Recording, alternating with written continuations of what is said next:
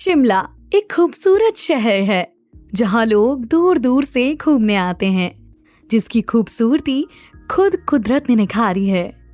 उसी शिमला के कॉलेज में एक लड़की सारी क्लासेस में जाकर हर एक स्टूडेंट से पूछती है, तुमने परी को देखा क्या? तुम्हें परी दिखी कहीं? पर हर कोई उसे अपना सिर ना में हिलाकर ही जवाब देता है।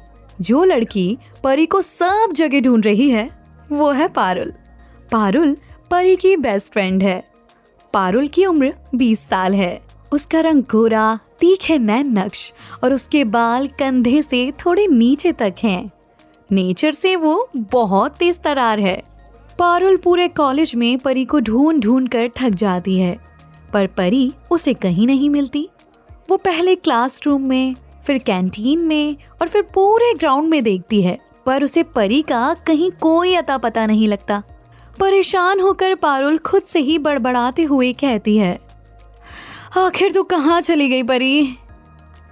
तभी पारुल को ध्यान आता है कि उसने पूरा कॉलेज तो देखा पर कॉलेज का टेरेस नहीं देखा। ये ध्यान आते ही पारुल जल्दी से टेरेस की तरफ जाती है। टेरेस पर पहुंचकर जब पारुल इधर उधर देखती है तो उसे कोने में लगी बेंच पर बैठी परी नजर आती है। पारुल उसे वहां देखकर कहती है, लो, मैंने पूरा कॉलेज छान मारा और ये मैडम यहाँ छत पर बैठी हुई हैं। ये बोलते ही पारुल परी की तरफ बढ़ती है। परी के पीछे खड़ी होकर वो उसका नाम पुकारती है, परी। अपना नाम सुनकर परी पीछे पलटकर देखती है। परी की उम्र 20 साल है। उसकी नीली आंखें, लंबी पलकें और पतले गुलाबी होंठ। उसकी पतली सी कमर है और कमर तक लहराते उसके घने काले बाल हैं। उसका रंग गोरा और नाक पतली सी है।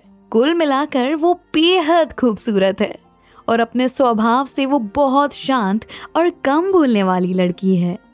वो पारुल के बिल्कुल उलट है।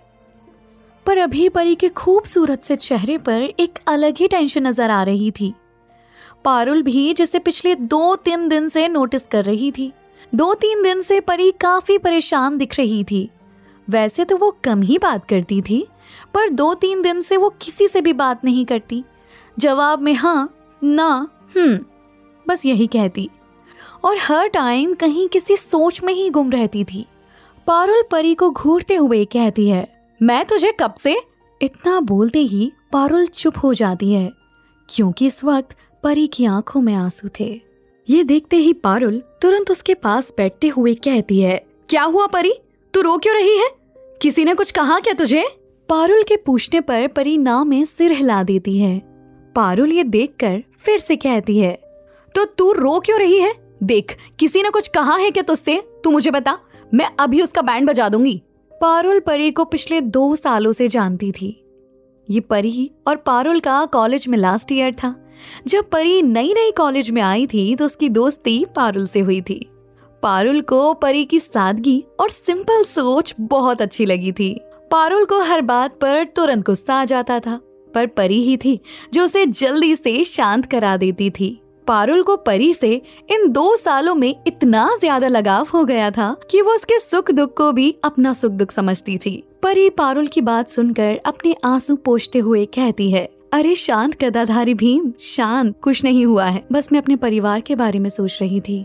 पारुल जानती थी कि परी एक अनाथ है। परी जब 4 साल की थी तो कुछ लोग उसे एक अनाथ आश्रम छोड़ गए थे, लेकिन जब परी उस अनाथ आश्रम में लाई गई थी तो उसके कपड़ों और रहन सहन से वो काफी अच्छे परिवार की बच्ची लग रही थी।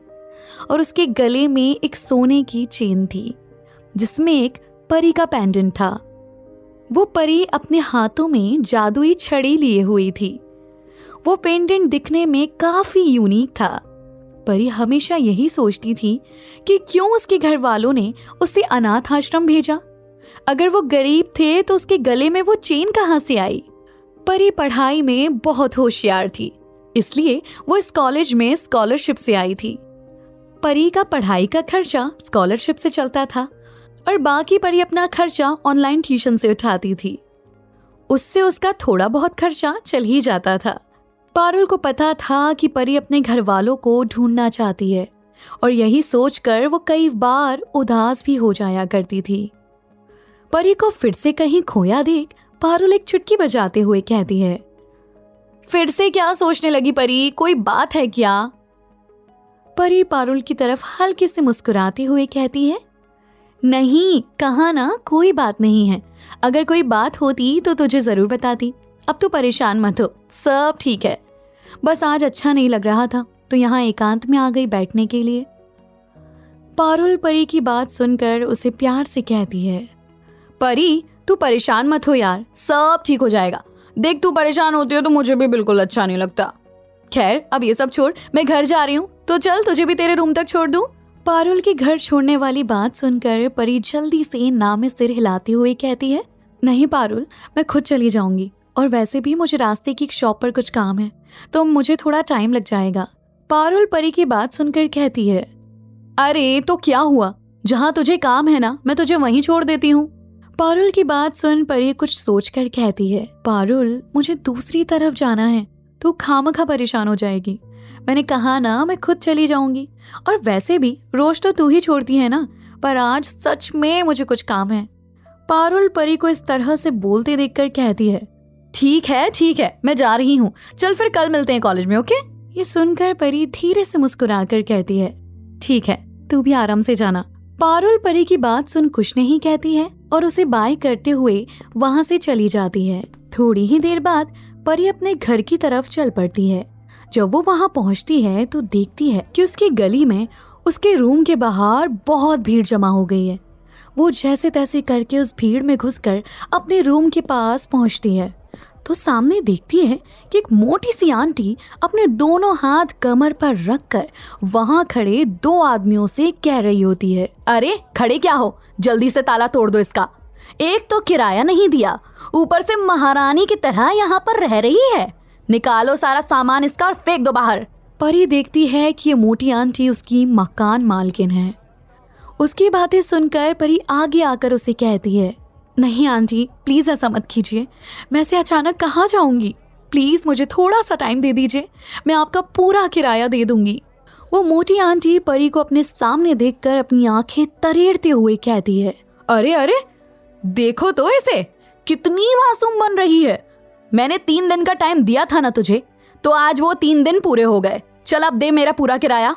उस मोटी आंटी की बात सुनकर परी की आंखों से आंसू आ जाते हैं और वो कहती है, वो अभी पैसे नहीं है मेरे पास आंटी, पर मैं जल्दी ही आपको पूरा किराया दे दूंगी। परी की मासूमियत देखकर भी उस मोटी आंटी का दिल नहीं पिघलता और वो कहती है, तो ठीक है, अभी पैसे नहीं है ना तेरे पास, तो अभी तू निकल यहाँ से, जब पैसे आ जाएंगे तेरे पास तब आ जाना रहने के लिए। ये सुनकर परी रोते हुए कहती है, पर मैं अभी ऐसे अचानक कहाँ जाऊंगी आंटी। परी का रोना देखकर वो आंटी चिढ़ते हुए कहती है, देख बंद कर अपना ये रोना धोना, क्योंकि इससे मुझे कोई फर्क नहीं पड़ता और मुझे क्या पता तू कहाँ जाएगी, जहां जाना है वहां जा, पर मेरा कमरा खाली कर दे और अब मेरा दिमाग मत खा और हट यहाँ से। ये बोलते हुए वो मोटी आंटी परी को धक्का दे देती है। परी लड़खड़ा जाती है और नीचे गिरने से बाल बाल बचती है, पर उसकी सोने की चेन उसके गले से बाहर निकल जाती है। जब वो मोटी आंटी उस चेन को देखती है तो वो परी के सामने आकर और भी गुस्से से कहती है, दिखने में तो बहुत मासूम लगती है पर है कितनी झूठी। किराया देने के लिए तेरे पास पैसे नहीं हैं और फैशन में इतनी मोटी सोने की चेन अपने गले में लटका रखी है। ये बोलते हुए उस आंटी की नजर परी के पेंडेंट पर जाती है जो कि बहुत खूबसूरत था। उसे देखकर तो उसकी आंखें ही बाहर निकलने को हो जाती हैं और वो आंटी उस पेंडेंट को छूते हुए कहती है, अरे वाह, इतना सुंदर पेंडेंट, इतना सुंदर पेंडेंट तो मैंने आज तक नहीं देखा। फिर वो कुछ सोचकर कहती है, पैसे नहीं है ना तेरे पास मेरा किराया देने के लिए, चल एक काम कर, तू ये चेन और पेंडेंट मुझे दे दे और तू यहाँ रह ले, ऊपर से मैं तुझसे 6 महीने का कोई किराया नहीं लूंगी। परी उस आंटी की बात सुन रोते हुए कहती है, नहीं आंटी, ये मेरे पास अपनों की आखिरी निशानी है जिससे मुझे अपनी पहचान मिल सकती है। ये सुनकर वो आंटी मुंह बनाते हुए कहती है, अरे बंद करिए रोने धोने का नाटक, देख सीधी तरह से मेरा किराया दे दे, नहीं तो। वो आंटी इतना ही बोलती है कि तभी पीछे से एक आवाज आती है, नहीं तो क्या। उस आवाज को सुनकर परी की आंखें हैरानी से बड़ी हो जाती हैं और वो उस आवाज की तरफ देखती है। उस तरफ देखते ही परी की आंखें जो अभी तक हैरानी से बड़ी हुई थी, अब वो डर से फैल जाती हैं। परी को वहां पारुल खड़ी दिखती है, जो इस वक्त बहुत गुस्से में नजर आ रही थी। परी पारुल को देखकर हैरान हो जाती है। पारुल कुछ कदम चलकर परी के पास आती है और गुस्से में उस मोटी आंटी की तरफ देखती है, जिसने अभी भी परी का पेंडेंट पकड़ा हुआ था। पारुल उसे घूरते हुए उस पेंडेंट से उस आंटी का हाथ हटाते हुए कहती है, ये क्या तुम्हारे बाप का है जो इसे इतने हक से पकड़ा हुआ है? पारुल की बात सुनकर उस मोटी आंटी को गुस्सा आ जाता है। वो जैसे ही उसे कुछ कहने को होती है, तभी पारुल उसे पूरी तरह से इग्नोर करके परी की तरफ देखती है। फिर वो परी से कहती है, परी तूने मुझे बताया क्यों नहीं? परी अपना सिर झुकाकर चुप खड़ी रहती है। पारुल उसे इस तरह खड़ी देखकर कहती है, कोई नहीं, तुझसे तो मैं बाद में बात करूंगी, पहले जरा इनसे तो निपट लूं। ये बोलकर पारुल उस मोटी आंटी की तरफ देखते हुए अपने बैग से पैसे निकालती है और उस मोटी आंटी के मुंह पर मारते हुए कहती है, ये लो तुम्हारा किराया, जितना परी को देना था ना, उससे कुछ ज्यादा ही है। वो आंटी हैरानी से उन पैसों को देखती है। वो सच में उसके किराए से काफी ज्यादा थे।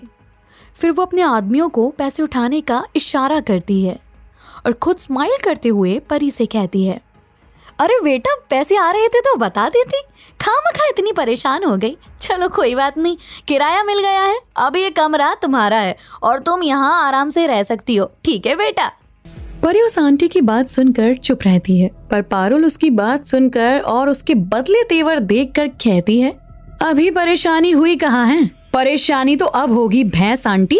ये बोलकर पारुल उस मोटी आंटी को धक्का दे देती है और कहती है, मेरी परी को धक्का मारा था ना, ये उसका हिसाब है। वो मोटी आंटी नीचे गिरती है और चिल्लाने लगती है, पर पारुल उस पर कोई ध्यान नहीं देते हुए परी से कहती है, परी अंदर जा, अपना सारा सामान लेकर आ और मेरे साथ चल। परी पारुल की बात सुनकर थोड़ा हिचकिचाते हुए कहती है, पर कहाँ पारुल? पारुल परी के सवाल पर उसे जवाब देते हुए कहती है, मेरे घर और कहाँ? पारुल की बात सुनकर परी कहती है, पर मैं। परी के इतना बोलते ही पारुल उसकी बात बीच में ही काट कर उसे आंखें दिखाते हुए कहती है, देख परी, मेरा दिमाग पहले से ही बहुत गर्म हो चुका है, तो तू इसे और गर्म मत कर, क्योंकि फिर कहीं ऐसा ना हो जाए कि तेरे गाल पर एक थप्पड़ पड़ जाए। इसलिए जो कह रही हूँ तू चुपचाप से जाकर वही कर, अंदर जा और जाकर अपना सामान लेकर आ, मैं तेरा यहीं पर इंतजार कर रही हूँ। परी पारुल के साथ जाना तो नहीं चाहती थी, पर इस वक्त उसका गुस्सा देख वो कुछ नहीं कह पा रही थी और अपने रूम की तरफ बढ़कर ताला खोलकर अंदर चली जाती है। थोड़ी ही देर में वो अपने साथ 2 बैग लेकर बाहर आती है। एक बैग में उसके कपड़े थे और एक बैग में उसकी किताबें। पारुल परी को बाहर आती देखकर अपनी स्कूटी के पास जाकर उसे स्टार्ट करती है और परी को उस पर बिठाकर वहां से चली जाती है। पूरे रास्ते में पारुल यही सोच रही थी कि अगर वो अचानक परी के घर जाने का नहीं सोचती तो आज क्या होता परी का। वो तो उसका दिल नहीं माना और वो एक बार परी से बात करने के लिए उसके घर चली गई और उसके सामने वो सब तमाशा हो गया। थोड़ी देर बाद परी और पारुल एक बड़े से बंगले के बाहर एक गेट पर थे। बंगले के बाहर सिंह निवास की एक बड़ी सी नेम प्लेट लगी हुई थी। तभी पारुल की स्कूटी उस गेट से अंदर जाती है। परी अंदर जाते हुए देखती है कि वो बंगला बहुत सुंदर है। गेट से अंदर जाते ही पूरे ग्राउंड के बीचों बीच एक फाउंटेन था, जिसमें से चारों तरफ से पानी निकल रहा था। बंगले के साइड में बहुत बड़ा गार्डन था, जिसके साइड में सुंदर सुंदर फूल और पेड़ पौधे लगे हुए थे। गार्डन में एक बड़ा सा झूला भी था और साइड में बैठने के लिए चेयर और एक सेंटर टेबल रखी हुई थी, जो बहुत ही सुंदर तरीके से लगाई गई थी। पारुल अपनी स्कूटी रोकती है और दोनों उतरते हैं। फिर पारुल परी को घर के अंदर लेकर जाती है। परी अंदर से उस घर को देखती है तो वो उस घर को देखते ही रह जाती है। नीचे बड़ा सा हॉल था, जिसके एक तरफ सोफे लगे हुए थे और दूसरी तरफ डाइनिंग टेबल। बीच में ऊपर जाने के लिए सीढ़ियां थी और एक कोने में सुंदर सा मंदिर था। परी ये सब बहुत ध्यान से देख रही थी। तभी पारुल चिल्लाते हुए कहती है, माँ, माँ कहाँ हैं आप? पारुल की आवाज सुनकर एक औरत किचन से बाहर आती है। ये राधा जी हैं, पारुल की माँ। वो कॉटन की साड़ी पहने हुए थी। दिखने में वो बहुत सुंदर और सिंपल सी थी। राधा जी किचन से निकलते हुए अपनी साड़ी के पल्लू से अपने हाथ साफ करते हुए पारुल की तरफ बढ़ती हैं और कहती हैं, क्यों चीख रही है? यहीं पर तो हूँ। ये बोलते हुए राधा जी की नजर परी पर जाती है। वो देखती हैं कि पारुल के साथ एक प्यारी सी और बहुत सुंदर सी लड़की खड़ी है। राधा जी परी को प्यार से देखती हैं। तभी पारुल चहकते हुए कहती है, माँ इससे मिलो, ये है मेरी परी। आपको मैंने बताया था ना इसके बारे में। पारुल राधा जी से परी को मिलवा ही रही थी कि तभी और लोग भी अपने अपने रूम से बाहर आ जाते हैं। सबसे पहले विभा और वीर आते हैं, जो पारुल के चाचा चाची हैं। फिर पुष्पा जी और विशंभर जी आते हैं, जो पारुल के दादा दादी हैं। विभा परी की तरफ देखते हुए कहती है, अरे पारुल, ये प्यारी सी बच्ची कौन है? पारुल मुस्कुराकर परी के कंधे पर हाथ रखते हुए कहती है, चाची ये मेरी दोस्त है परी, और ये आज से हमारे साथ यहीं इस घर में रहेगी। फिर पारुल परी से कहती है, परी इनसे मिलो, ये मेरे दादू दादी हैं। परी पारुल की बात सुनकर उन दोनों के पैर छूती है।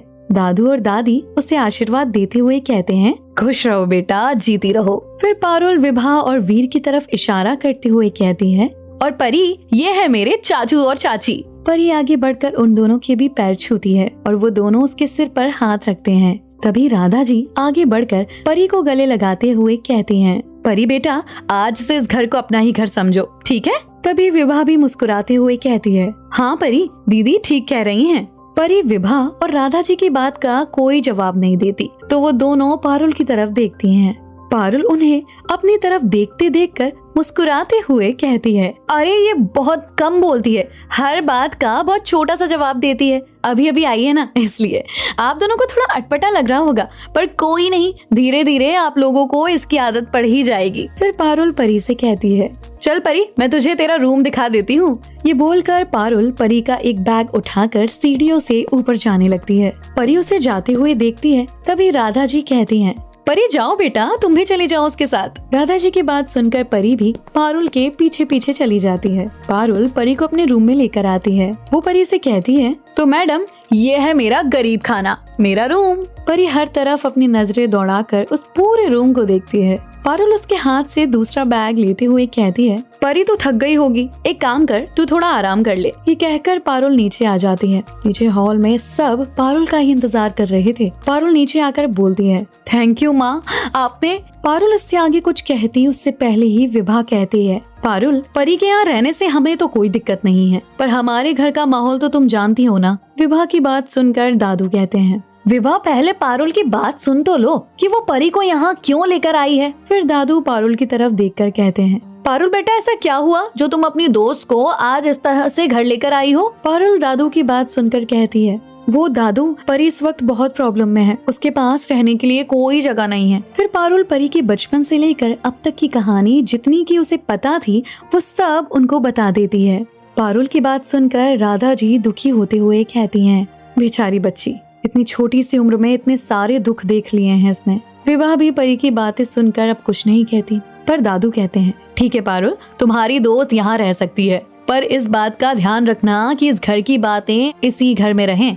पारुल दादू की बात सुनकर खुश होते हुए कहती है, ठीक है दादू, वैसे भी परी इस तरह की लड़की नहीं है जो इधर की बातें उधर करे, और अब तो वो यहाँ रहने ही वाली है ना, तो आप लोग खुद उसे देख लीजिएगा। पारुल को खुश होते देख दादू भी मुस्कुराने लगते हैं। फिर राधा जी कहती हैं, पारुल उसने पता नहीं इतनी परेशानी में सुबह से कुछ खाया भी होगा या नहीं। तू एक काम कर बेटा, तू ऊपर अपने कमरे में जा, तब तक मैं खाना तैयार करवाती हूँ। पारुल राधा जी की बात सुन वहाँ से अपने रूम की तरफ चली जाती है। फिर विभा कुछ सोचते हुए कहती है, भगवान भी कैसे कैसे खेल खेलते हैं, जिसे परिवार की चाहत है उसके पास परिवार नहीं है, और जिसके पास परिवार है उसको उसकी कोई कदर ही नहीं है।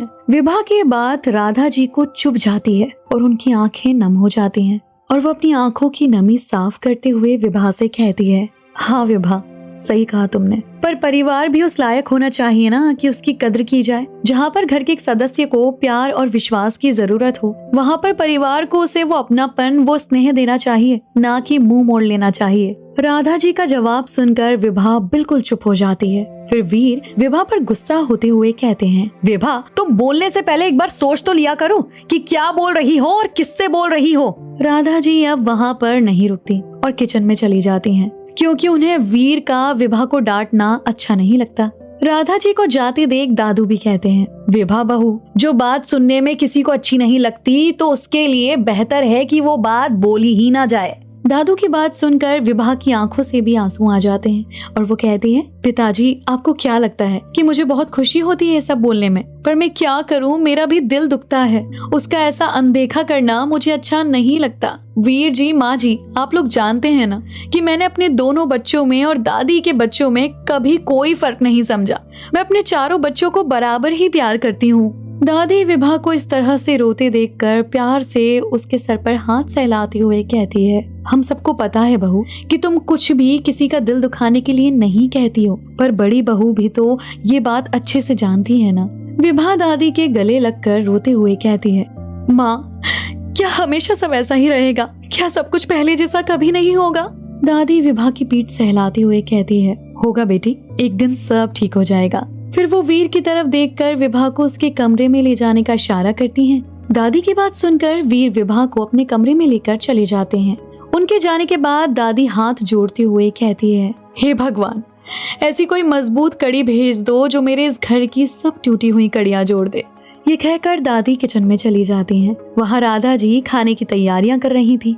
दादी राधा जी के पास आकर कहती है, बड़ी बहू, मैं जानती हूँ कि विभा की बात सुनकर तुम्हें बहुत बुरा लगा है, पर तुम तो जानती हो ना कि विभा ने जानबूझकर या तुम्हें दुख पहुँचाने के लिए सब नहीं कहा। 6 साल पहले जो कुछ भी हुआ, विभा उन बातों के लिए सबसे ज्यादा खुद को दोषी मानती है और वो वही दुख कभी कभी कड़वी बातें बनकर उसके मुंह से बाहर आ जाता है। राधा जी, जो अभी तक चुपचाप दादी की सारी बातें सुन रही थी, वो दादी की तरफ देखते हुए कहती हैं, जानती हूँ माँ और समझती भी हूँ, पर क्या करूँ, मैं भी तो एक माँ हूँ ना। विभा की बात सुनकर चुप न रह सकी। दादी राधा जी का कंधा थपथपाते हुए कहती हैं, अब इस बात को यहीं खत्म कर देते हैं। दूसरी तरफ पारुल के रूम में खड़ी परी उसका रूम बड़े ध्यान से देख रही है। पारुल का रूम काफी बड़ा और सुंदर है। बीच में एक बड़ा सा बेड लगा हुआ है। साइड में एक बड़ी सी वॉल अलमीरा है। दूसरी साइड में एक सुंदर सा ड्रेसिंग टेबल लगा हुआ है। पर इतने अच्छे रूम की भी पारुल ने वाट लगा रखी है। पूरा का पूरा रूम अस्त व्यस्त होकर बिखरा हुआ है। कहीं पर कपड़े, कहीं पर एक सॉक्स तो कहीं पर दूसरा सॉक्स। पर ये सब देख ही रही थी कि तभी रूम में पारुल आ जाती है। पारुल परी को खुद का रूम इतने ध्यान से देखते हुए देखकर उससे पूछती है, क्या देख रही है? रूम पसंद नहीं आया क्या? परी पारुल की बात पर बड़ी ही मासूमियत से कहती है, पता नहीं, मुझे तो रूम कहीं नजर ही नहीं आ रहा। सब जगह तो ये कपड़े, सारा सामान बिखरा हुआ है। परी की बात सुनकर पारुल अपने रूम के चारों तरफ नजर घुमाती है और फिर परी से कहती है, अरे ये तो छोटी सी प्रॉब्लम है, देख मैं अभी इसे सॉल्व करती हूँ, तू 2 मिनट रुक, फिर देख कैसे सब ठीक करती हूँ। ये बोलकर पारुल सारे कपड़े बेड से उठाकर साइड टेबल और चेयर पर फेंक देती है और परी की तरफ देखकर अपने हाथ झाड़ते हुए कहती है, देख हो गया ना सब ठीक, अब तू आराम से बैठ जा। पारुल की ये सारी हरकतें देखकर परी की आंखें तो हैरानी से बड़ी हो जाती हैं। फिर वो परी से कहती है, पारुल तू रहने दे, तू बस यहाँ बैठकर मुझे इन सब सामानों की जगह बता दे कि कौन सी चीज कहाँ रखनी है, बाकी सब मैं कर लूंगी। अपनी बात पूरी कर परी सारे कपड़ों को समेटकर उन्हें फोल्ड करके अच्छे से एक तरफ रखती है।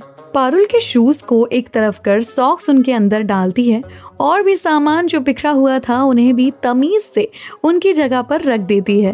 अब वो पूरा रूम साफ सुथरा और बड़ा दिख रहा था। पारुल जब रूम के चारों तरफ अपनी नजर घुमाकर देखती है तो वो हैरान रह जाती है। फिर वो परी से कहती है, अरे वाह परी, मुझे तो आज पता चला कि मेरा रूम इतना सुंदर और बड़ा भी है। ये सुनकर परी बहुत आराम से कहती है, क्यों, तुम्हारे रूम की सफाई नहीं होती क्या?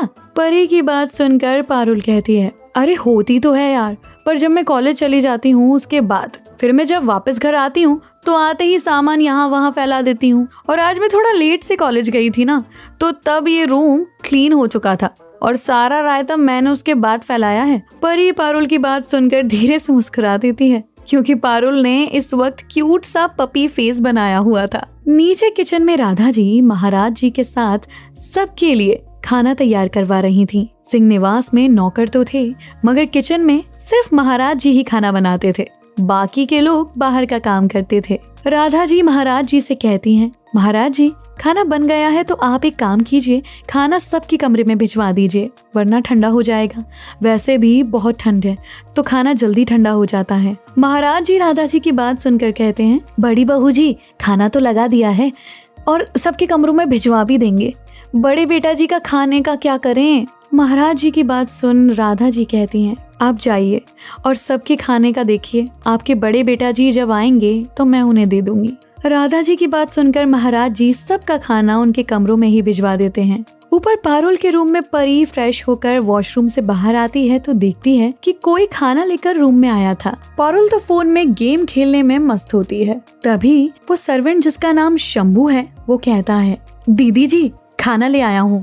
पारुल उसकी आवाज सुनकर उसकी तरफ देखती है और कहती है, ठीक है भैया वहीं पर रख दीजिए। शंभू खाने की प्लेट्स वहीं पर रखकर चला जाता है। फिर पारुल परी की तरफ अपना सर घुमाकर देखती है और कहती है, परी खाना आ गया है, आ खाना खा लेते हैं। परी रूम में खाना देखकर कहती है, हम दोनों यहीं पर खाएंगे क्या? पारुल बेपरवाही से परी की बात का जवाब देते हुए कहती है, हाँ और कहाँ खाएंगे, हमारे यहाँ सब अपने अपने रूम में ही बैठकर खाना खाते हैं। ये सुनकर परी को थोड़ा अजीब लगता है क्योंकि इतना बड़ा परिवार होने के बाद भी सब लोग अपने रूम में खाना खाने वाले थे, पर वो पारुल से कुछ नहीं कहती और खाना खाने बैठ जाती है। नीचे हॉल में राधा जी सोफे पर बैठी किसी से फोन पर बात कर रही थी। तभी वो बोली, हाँ बेटा कब आएगा तू? तुझे गए पूरे 2 हफ्ते हो गए हैं, तुझे मेरी याद नहीं आती क्या?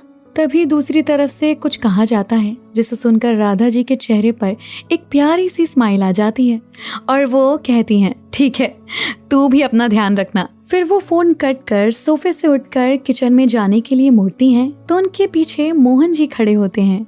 मोहन जी पारुल के पापा हैं और राधा जी के पति, जो दिखने में लंबे चौड़े और उनकी उम्र 50 से 55 के बीच है। राधा जी मोहन जी को देखकर कहती हैं, अरे आप कब आए? मोहन जी अपना बैग राधा जी को देकर अपनी टाई के नोट को थोड़ा सा ढीला करते हुए कहते हैं, जब आप अपने लाडले बेटे से बात कर रही थी, शिवाय का ही फोन आया था ना? राधा जी मुस्कुराते हुए उनका बैग सोफे पर रखते हुए कहती हैं, जी शिवा का ही फोन आया था। फिर वो पानी का ग्लास वहीं टेबल से उठाकर मोहन जी की तरफ बढ़ा देती हैं। राधा जी के हाथ से वो पानी का गिलास लेकर उससे एक घूंट पानी का पीते हैं और फिर कहते हैं, वैसे वो घर कब आ रहा है? राधा जी मोहन जी की बात का जवाब देते हुए कहती हैं, कल रात तक आ जाएगा। मोहन जी कुछ सोचकर एक लंबी सांस लेते हुए कहते हैं, समझ में नहीं आता राधा जी कि शिवाय की तरक्की देखकर खुश हो जाऊं या उसकी नाराजगी पर दुखी रहूं। आज की डेट में ऐसा कोई बिजनेसमैन नहीं है जो शिवाय सिंह को नहीं जानता। उसने इन 6 सालों में अपने खुद के स्टार्ट किए बिजनेस को कहां से कहां तक पहुंचा दिया है। फिर मोहन जी राधा जी को देखते हुए आगे कहते हैं, आप जानती हैं लोग कहते हैं कि शिवाय जिस भी डील पर हाथ रख देता है वो डील उसे मिलने से कोई भी नहीं रोक सकता। हमारी इतनी बड़ी सिंह कंपनी छोड़कर उसने अपनी अलग कंपनी शुरू की और आज देखो उसने सिंह कंपनी को भी पीछे छोड़ दिया है। आज पूरी दुनिया में ऐसा कोई बिजनेसमैन नहीं है जो शिवाय को न जानता हो। बहुत टैलेंटेड और काबिल है आपका बेटा राधा जी। राधा जी उनकी बातें सुनकर थोड़ा मायूस होते हुए कहती हैं, मेरा नहीं मोहन जी, हमारा बेटा कहिए। राधा जी की बात सुनकर वो अपना चश्मा निकालकर दुखी होते हुए कहते हैं, हमारा बेटा कहाँ रहा वो राधा जी, हमसे तो वो बहुत नाराज है। राधा जी मोहन जी के कंधे पर हाथ रखकर उन्हें तसल्ली देते हुए कहती हैं, आप परेशान ना हो, एक दिन आपके लिए शिवा की नाराजगी जरूर खत्म हो जाएगी।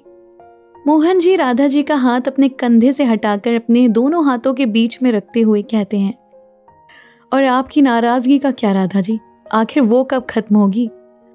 राधा जी अपनी नम आंखों को मोहन जी से चुराते हुए कहती हैं, जिस दिन मेरा बेटा सबको माफ कर अपनी जिंदगी फिर से खुलकर और खुशी से जीने लगेगा, उस दिन मैं सारे गिले शिकवे भूल जाऊंगी। आपने तो बस उसकी नाराजगी देखी है मोहन जी, पर मैंने तो उसे घुटते हुए देखा है। आपने तो सिर्फ एक ही रिश्ता खोया है, पर उसने तो कई रिश्तों को खो दिया है। ये बोल राधा जी की आंखों में रुके आंसू उनकी आंखों से बाहर छलक पड़ते हैं।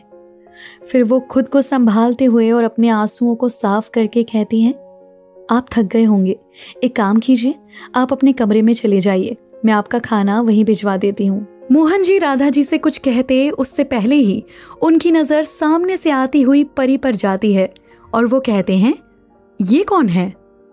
राधा जी मोहन जी की बात सुन उस तरफ देखती हैं जहां वो देख रहे थे। सामने परी को देखकर उनके फेस पर अपने आप ही एक प्यारी सी स्माइल आ जाती है और वो कहती हैं, ये परी है। उनके इतना बोलते ही परी उन दोनों के सामने आ जाती है।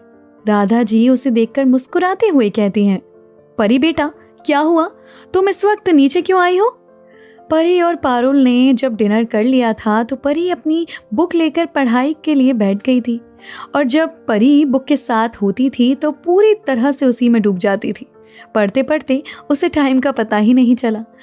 फिर जब गला सूख जाता है तो वो पानी के जग की तरफ देखती है जो खाली था। वो पलटकर पारुल को देखती है तो वो सो चुकी थी।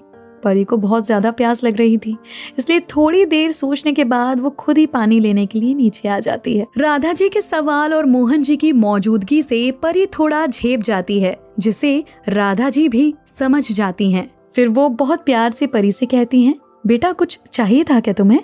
परी धीरे से कहती है, वो पानी नहीं था रूम में, तो मैं पानी लेने आई थी। राधा जी परी की बात सुनकर हल्का नाराजगी के साथ कहती हैं, ये शंभू भी ना बहुत लापरवाह हो गया है, कमरे में खाना दिया पर पानी नहीं दिया। ये बोलकर वो मोहन जी की तरफ देखकर कहती हैं, मोहन जी ये परी है, पारुल की दोस्त, आज से हमारे साथ ही रहेगी। फिर वो परी की तरफ देखकर कहती हैं, और परी बेटा ये है पारुल के पापा। परी ये सुनकर बहुत रिस्पेक्ट से अपना सिर झुकाकर उन्हें नमस्ते करती है। ये देखकर मोहन जी धीरे से मुस्कुराकर कहते हैं, खुश रहो बेटी। ये बोल वो राधा जी की तरफ देखते हैं तो राधा जी उनसे कहती हैं, आप कमरे में चलिए, मैं खाना गर्म करके वहीं भिजवाती हूँ। ये सुनकर मोहन जी वहां से चले जाते हैं। मोहन जी के जाते ही राधा जी परी से कहती हैं, चलो बेटा पानी किचन से ले लो। ये बोलकर वो परी को लेकर किचन में चली जाती हैं। किचन में महाराज जी किचन की साफ सफाई कर रहे थे। राधा जी को अंदर आता देखकर वो कहते हैं, अरे बड़ी बहू, हमने बड़े बेटा जी के लिए खाना लगा दिया है और उनका खाना आपके कमरे में भिजवा दिया है, तो अब आप भी खाना खा लीजिए। उनकी बात सुनकर राधा जी मुस्कुराकर कहती हैं, जी महाराज जी। फिर वो परी को इशारे से बताते हुए कहती हैं, परी बेटा तुम वहां से पानी ले लो। परी राधा जी की बात सुनकर उस तरफ जाकर पानी जग में भरने लग जाती है और राधा जी अपना खाना उठाकर बाहर आ जाती हैं। परी जब पानी लेकर बाहर आती हैं तो राधा जी को अकेले बैठकर खाता देख वो वहीं पर रुककर उनके पास आकर बैठ जाती है। राधा जी परी को अपने पास बैठता देखकर कहती हैं, अरे बेटा तुम जाकर सो जाओ, सुबह कॉलेज भी तो जाना होगा ना तुम्हें। परी पानी का जग टेबल पर रखते हुए कहती है, जी आंटी, पर मुझे अभी नींद नहीं आ रही है, इसलिए जब तक आप खाना खा रही हैं तो तब तक के लिए क्या मैं यहाँ पर आपके पास बैठ सकती हूँ? राधा जी परी की बात सुनकर मुस्कुराकर हाँ में सर हिला देती हैं और एक निवाला अपने मुंह में डालकर कहती हैं, पारुल के रूम में तुम्हें अच्छा तो लग रहा है ना? उनकी ये बात सुन परी मुस्कुराने लगती है। उससे मुस्कुराता देख राधा जी भी मुस्कुराते हुए कहती हैं, क्या हुआ? फिर परी उन्हें पारुल के रूम की बिखरी हुई हालत से लेकर उसे सही करने की हालत तक की सारी बात बताती है, जिसे सुनकर राधा जी की हंसी ही नहीं रुकती और वो हंसने लगती हैं। फिर वो परी से कहती हैं, ऐसी ही है वो, एकदम झल्ली। कभी कभी तो मुझे लगता है कि भगवान ने गलती से उसे लड़की बना दिया है और हरकतें उसे सारी लड़कों वाली दे दी हैं। फटी जीन्स, बिखरे बाल, वैसे ही लड़ना झगड़ना, किसी से भी उलझ जाना। परी और राधा जी ये सब बातें कर ही रहे थे कि तभी मोहन जी खाना खाकर बाहर राधा जी को देखने के लिए आते हैं, पर सामने का नजारा देख वो हैरान रह जाते हैं। हर रोज जब भी वो ठीक इसी तरह बाहर आते थे तो वो अपने सामने एक उदास चेहरा देखते थे, पर आज तो उस चेहरे पर उदासी की जगह एक प्यारी सी मुस्कान थी। वो वहीं पर खड़े होकर परी और राधा जी को देखने लगते हैं। कुछ ही देर में राधा जी अपना खाना खत्म कर लेती हैं और फिर परी से कहती हैं, चलो बेटा, अब रात और ठंड दोनों ही बहुत बढ़ गए हैं, तो तुम भी अपने रूम में जाकर आराम करो। परी उनकी बात सुनकर कहती है, जी आंटी। इतना बोलकर वो अपनी जगह से उठ जाती है। राधा जी भी उठकर किचन में चली जाती हैं। परी जैसे ही ऊपर जाने के लिए आगे बढ़ती है, उसे सामने मोहन जी खड़े दिखाई देते हैं। मोहन जी मुस्कुराकर परी के पास आकर उसके सर पर हाथ रखते हुए कहते हैं, थैंक यू बेटा। परी उनकी बात सुन उन्हें देखती है और बोलती है, किस लिए अंकल? मोहन जी परी की बात का कोई जवाब तो नहीं देते, बस इतना ही कहते हैं, यहाँ पर ठंड बहुत है, इसलिए तुम अपने रूम में जाओ। परी उनकी बात पर अपना सिर हाँ में हिलाकर ऊपर चली जाती है। मोहन जी भी अपने कमरे में चले जाते हैं। अगली सुबह पारुल जल्दबाजी में तैयार होकर भागते हुए नीचे आती है तो देखती है कि परी राधा जी के साथ बैठकर चाय पी रही थी। ये देखकर पारुल वहीं नीचे बैठकर अपने शूज की लेस बांधते हुए कहती है, चल परी जल्दी कर, आज तो देर हो गई है। तभी विभा भी वहाँ पर आते हुए कहती है, हाँ तो इसमें कौन सी बड़ी बात है पारुल बेटा, ये तो तेरा रोज का ही है। आराम से सुबह तक सोती रहती है, फिर अपने रूम का सत्यानाश करके रोज ही कॉलेज के लिए लेट हो जाती है। पारुल अपनी चाची की बात सुनकर चिढ़ते हुए कहती है, क्या रोज का है, मैं तो जल्दी उठ जाती, पर वो तो परी की वजह से देर हो गई।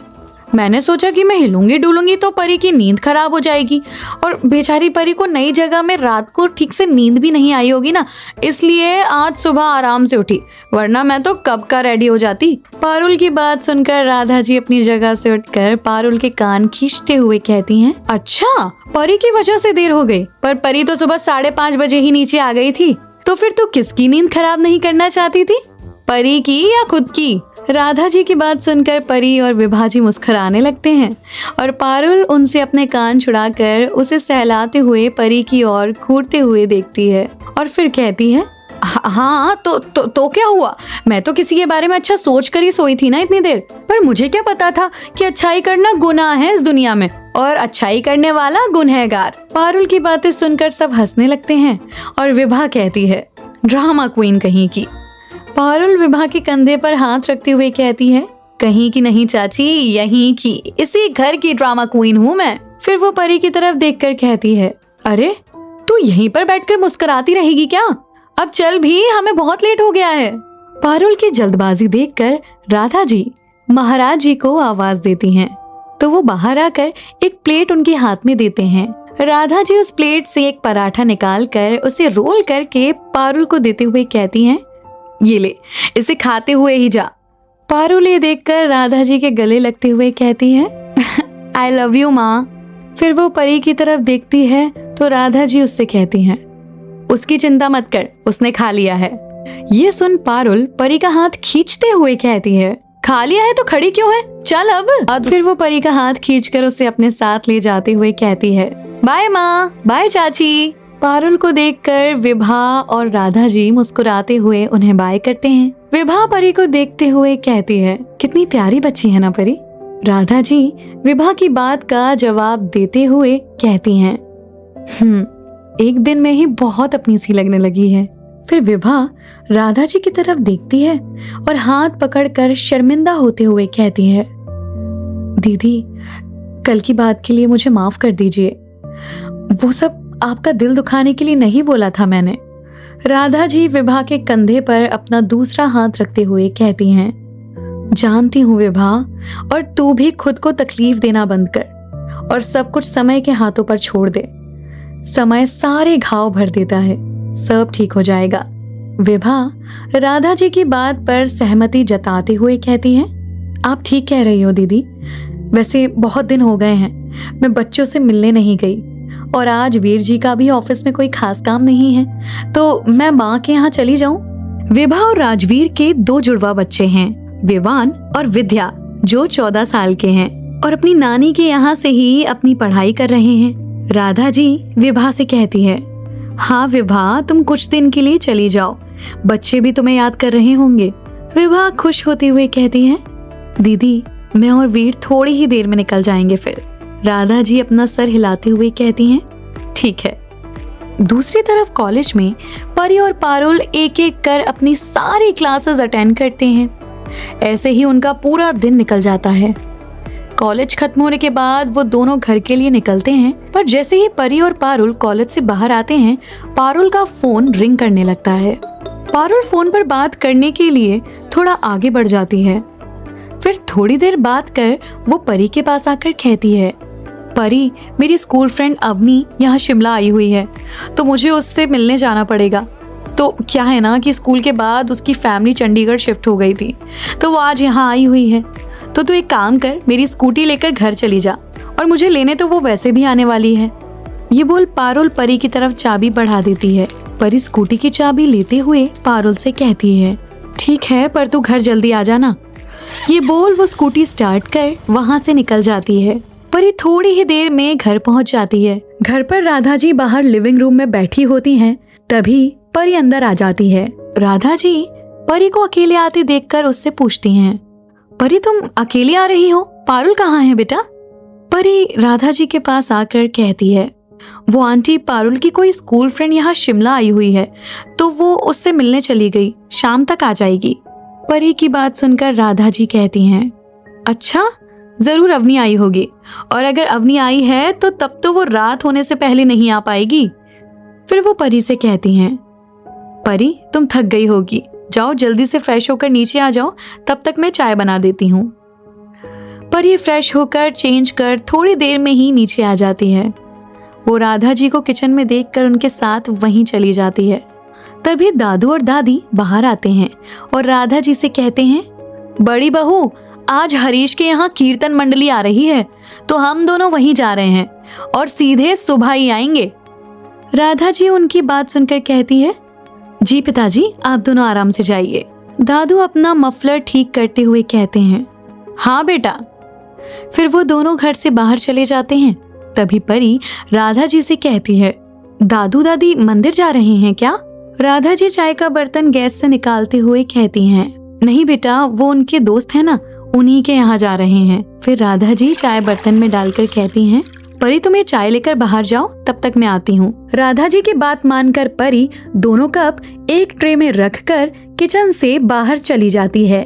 परी बाहर आकर बैठी ही थी कि तभी राधा जी जल्दबाजी में किचन से बाहर आती हैं और परी से कहती हैं, परी मुझे अभी बाजार जाना पड़ेगा, घर का कुछ सामान लाना है जिसके बारे में मैं बिल्कुल ही भूल गई थी, तो तुम कुछ देर घर में अकेली परेशान तो नहीं होगी ना? परी राधा जी की बात सुनकर कहती है, नहीं आंटी जी, आप जाइए। राधा जी परी के कंधे पर हाथ रखते हुए कहती हैं, तुम्हें कुछ चाहिए होगा तो महाराज जी से कह देना, ठीक है? परी उनकी बात सुनकर कहती है, जी। फिर राधा जी अपने कमरे की तरफ जाती हैं। तभी वो पीछे मुड़कर परी को देखती हैं, जो अपने दोनों हाथों को आपस में रगड़ रही थी।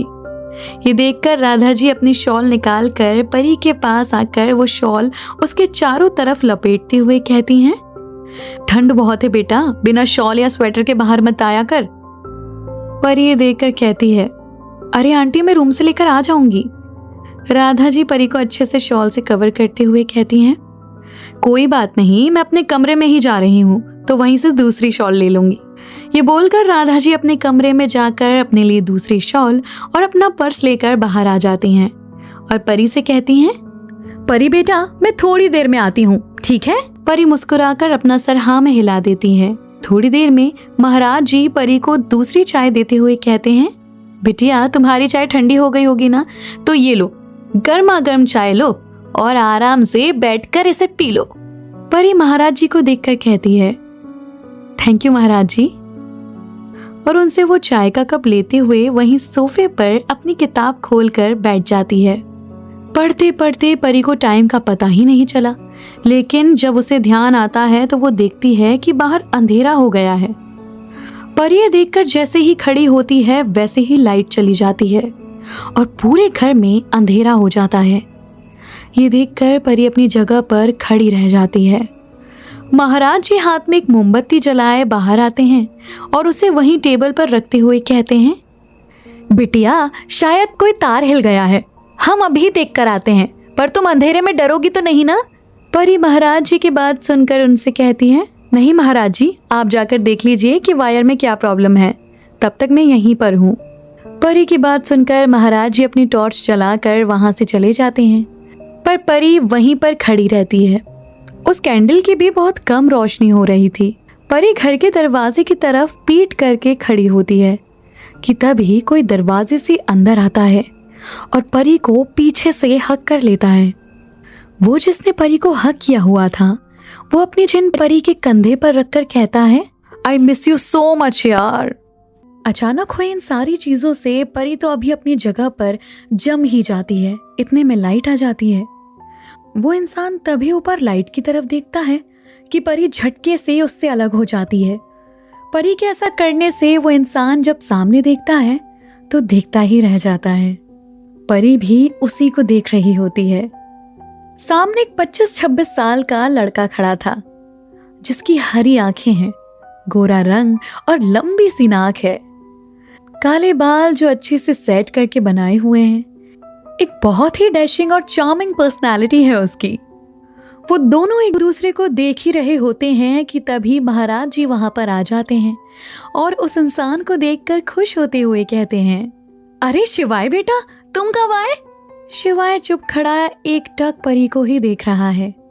परी शिवाय की नजरों का सामना ही नहीं कर पाती है और उसकी नजर अपने आप ही नीचे झुक जाती है। परी को तो समझ ही नहीं आ रहा था कि ये कौन है और जो कुछ भी हुआ है।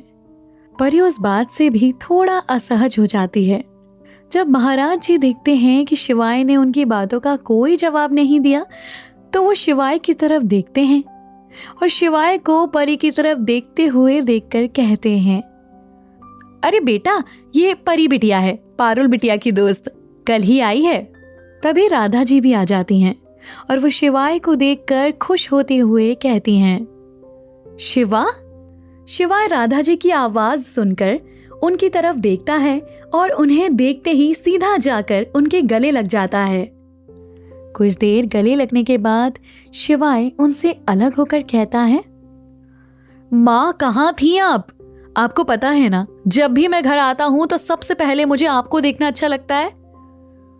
राधा जी शिवाय की बात सुनकर मुस्कुराकर कहती हैं, अरे बेटा, मैं तो तेरी पसंद का सामान लेने गई थी क्योंकि मुझे लगा कि तू रात तक ही आएगा। तभी दरवाजे से पारुल भी अंदर आ जाती है और शिवाय को देखकर जल्दी से जाकर उसके गले लग जाती है और कहती है, भाई आप आ गए? शिवाय पारुल की बात का बस एक ही शब्द में जवाब देता है, हाँ। तभी राधा जी कहती हैं, पारुल अब छोड़ दे बेटा उसे, अभी वो थका हुआ घर आया है। राधा जी की बात सुनकर पारुल शिवाय से अलग हो जाती है। फिर राधा जी कहती हैं, शिवा तू अपने कमरे में जा बेटा, मैं तेरे लिए कॉफी लेकर आती हूँ। राधा जी की बात सुन शिवाय सीढ़ियों से ऊपर जाने लगता है और राधा जी किचन में चली जाती हैं। पारुल परी के चेहरे का रंग उड़ा हुआ देखकर उसके गले में अपने हाथ डालते हुए उससे कहती है, अब तुझे क्या हुआ? तू क्यों ऐसी बुत बने खड़ी हुई है? और तेरे चेहरे की रंगत क्यों उड़ी हुई है, जैसे तूने कोई भूत देख लिया हो। पारुल की बात सुनकर शिवाय के कदम रुक जाते हैं और वो पीछे पलटकर परी को देखता है। परी पारुल की बात सुनकर अपनी गर्दन ना में हिलाते हुए कहती है, कुछ भी तो नहीं, कुछ नहीं हुआ। पारुल परी की बात सुनकर प्यार से उसके गाल खींचते हुए कहती है, अरे कुछ नहीं हुआ है तो तेरे इस खूबसूरत से चेहरे पर 12 क्यों बजा रखे हैं तूने? शिवाय एक नजर परी को देखकर अपने कमरे में चले जाता है। पारुल परी के कंधे से हाथ हटाकर कहती है, परी मैं तो थक गई हूं आज। परी पारुल की बात सुनकर कहती है, ठीक है तू रूम में जाकर आराम कर ले, तब तक मैं आंटी के साथ किचन में जाकर डिनर में उनकी हेल्प करा देती हूँ। पारुल परी की बात सुनकर आलसी बनते हुए कहती है, अरे छोड़ ना, माँ की हेल्प के लिए महाराज जी हैं तो सही, तू मेरे साथ रूम में चल। परी पारुल से कहती है, तू चल मैं थोड़ी देर में आती हूँ। परी की बात सुन पारुल कहती है, ठीक है जैसे तेरी मर्जी। ये बोलते हुए पारुल अपने रूम की तरफ बढ़ जाती है और परी किचन में चली जाती है। परी राधा जी के पास आकर कहती है, आंटी क्या मैं आपकी कुछ हेल्प कर दूं? राधा जी परी को किचन में देखकर कहती हैं, अरे परी तुम यहाँ क्यों आ गई बेटा? परी बहुत अपनेपन के साथ राधा जी से कहती है, कुछ काम मुझे भी दीजिए ना आंटी करने के लिए। राधा जी परी को इतने अपनेपन से बोलता देख उसे मना नहीं कर पाती और कहती हैं, ठीक है बेटा, तो तुम इन सब्जियों को अच्छे से धोकर काट लो। फिर राधा जी महाराज जी की तरफ देखकर कहती हैं, महाराज जी आप पीली दाल उबाल दीजिए, फिर मैं आकर उसमें तड़का लगा दूंगी। फिर वो परी की तरफ देखकर कहती हैं, वो क्या है ना परी, मेरे शिवा को मेरे हाथ की तड़के वाली दाल बहुत पसंद है। परी ये सुन मुस्कुरा देती है। राधा जी भी मुस्कुराकर उससे कहती हैं, चलो तुम सब ये करो, मैं शिवा को कॉफी देकर आती हूँ। फिर राधा जी कॉफी लेकर वहां से चली जाती हैं। सिंह निवास के ग्राउंड फ्लोर पर सबके रूम्स हैं। फर्स्ट फ्लोर पर पारुल का रूम है बाकी गेस्ट रूम और सेकंड फ्लोर पूरा शिवाय का है। सेकंड फ्लोर पर जाते ही एक बड़ा सा लिविंग रूम है, जिसके एक साइड बड़ी सी बुक शेल्फ है जो पूरी किताबों से भरी हुई है। दूसरी तरफ शिवाय का रूम है। शिवाय के सेकंड फ्लोर पर उसका स्टडी रूम और जिम भी है। राधा जी शिवाय के रूम में आती हैं। शिवाय का रूम भी काफी बड़ा है, जिसमें बीच में एक किंग साइज बेड लगा हुआ है। बेड के पीछे वाली वॉल पर राधा जी और शिवाय की एक बड़ी सी तस्वीर लगी हुई है। राधा जी रूम में आकर देखती हैं कि शिवाय रूम में नहीं है। तभी वॉशरूम का दरवाजा खुलता है और शिवाय नहाकर बाहर आता है। उसने एक टी शर्ट और लोअर पहना है। उसके बाल गीले हैं और कंधे पर टॉवल रखा है। राधा जी उसे देखकर बेड पर बैठ जाती हैं और शिवाय उनके पास आकर नीचे जमीन पर बैठता है। राधा जी उसके हाथ में कॉफी का मग पकड़ाती हैं और उसके कंधे से टॉवल निकाल कर शिवाय के बाल पोंछने लगती हैं और वो आंखें बंद करके चुपचाप बैठ जाता है। राधा जी उसे चुप बैठा देखकर खुद ही बात शुरू करते हुए कहती हैं, शिवा, तो जिस काम के लिए गया था वो अच्छे से हो गया ना बेटा?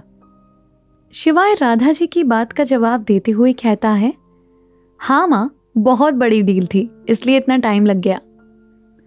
फिर शिवाय थोड़ा चुप रहने के बाद बोलता है, माँ वो लड़की? राधा जी शिवाय की बात का मतलब समझते हुए कहती हैं, वो परी है, पारुल की दोस्त, बहुत अच्छी लड़की है।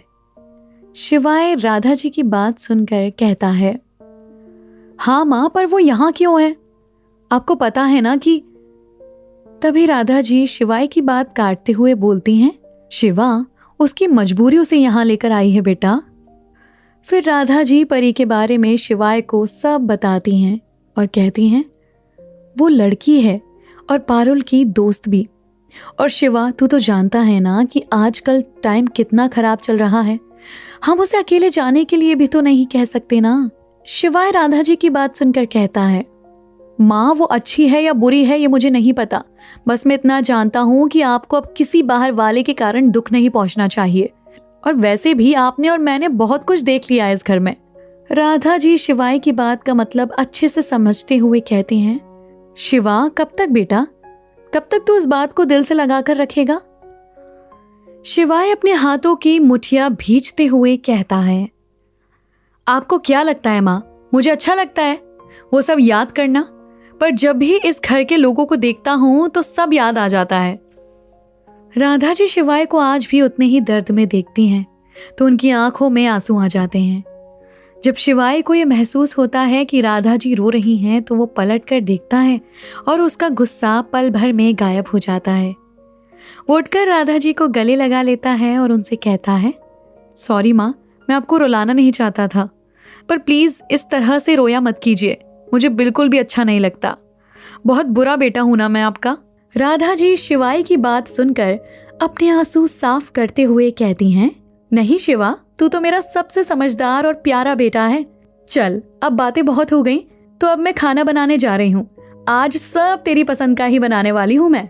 आखिर मेरा बच्चा पूरे 2 हफ्ते बाद घर आया है, पता नहीं वहां पर ठीक से खाया होगा भी या नहीं। ये बोलकर राधा जी उठकर जाने लगती हैं कि तभी शिवाय कहता है, माँ, घर के बाकी लोग कहाँ हैं? राधा जी शिवाय की बात सुनकर कहती हैं, वो तेरे दादू और दादी हरीश अंकल के यहाँ गए हैं, और तेरे पापा। इतने में ही शिवाय राधा जी की बात काटते हुए कहता है, माँ, बहुत भूख लगी है, क्या आप खाना जल्दी बना देंगी? राधा जी समझ जाती हैं कि शिवाय और किसी के बारे में बात नहीं करना चाहता, तो वो भी दोबारा कुछ नहीं कहती और हाँ में सिर हिलाते हुए बोलती हैं, हाँ बेटा। राधा जी नीचे आकर देखती हैं कि परी ने सब्जियां अच्छे से काट दी हैं। राधा जी मुस्कुराकर कहती हैं, अरे वाह, तुमने तो सारी सब्जियां बहुत अच्छे से काट दी। और एक हमारी पारुल है जिसे ठीक से छुरी पकड़नी तक नहीं आती है। उनकी बात सुन परी भी मुस्कुराने लगती है।